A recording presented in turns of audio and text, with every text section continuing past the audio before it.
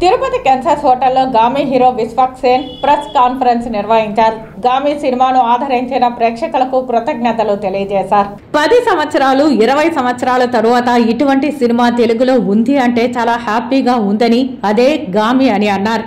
Cinema నచ్చని వాళ్లకు కూడా ఇది నచ్చుతుందని, కన్ఫ్యూజ్ అవుతోందని కొంతమంది అంటున్నారని, ఎందుకలా అంటున్నారో అర్థం కావడం లేదని పేర్కొన్నారు. ఇందులో అఘోరా క్యారెక్టర్ నేను చేయలేనేమో అనిపించిందని, అలాంటిది ట్రై చేస్తాను అనిపించిందని, చాలా బాగా వచ్చిందని అన్నారు. కొత్త కంటెంట్ కావాలనుకున్న వారికి చాలా బాగుంటుందని, కుటుంబ సమేతంగా అందరూ ఈ సినిమాను ఆదరించాలని కోరారు. 8, 9, 10లో ఉన్న రేటింగ్స్ థౌజండ్స్ లో పెరిగిందని, చాలా హ్యాపీగా ఉందని అన్నారు.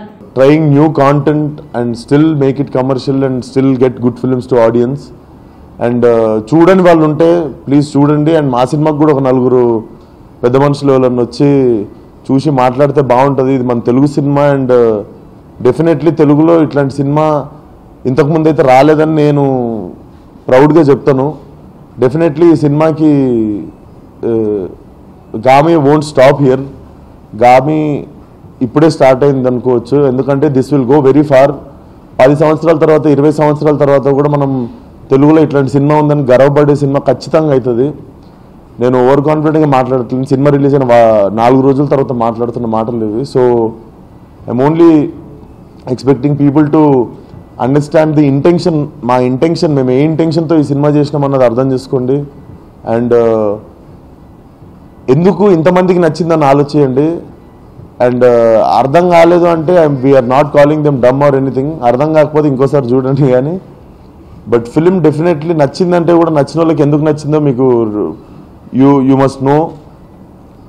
డెఫినెట్లీ మనం డ్యూనో ఏదో అయితే పోయి బట్టలు చింపేసుకొని చూసేస్తుంటాము. డెఫినెట్లీ అంత పెద్ద రాకెట్ సైన్స్ ఏం లేదు సినిమాలో.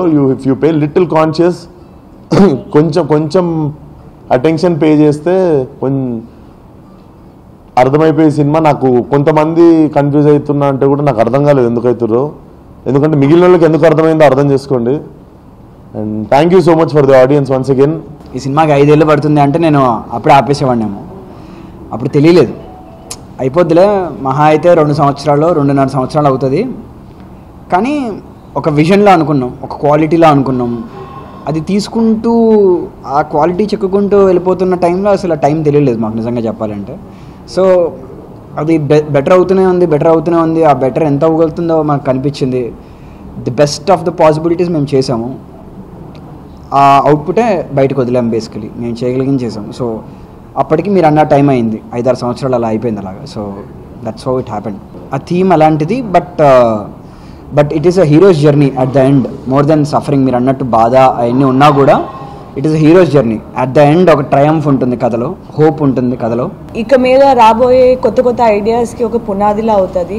సో ఆ విధంగా చాలా థ్యాంక్ యూ. ప్రెస్ నుంచి, ఆడియన్స్ నుంచి వచ్చిన ప్రేమకి అండ్ సపోర్ట్కి వీఆర్ వెరీ గ్రేట్ఫుల్.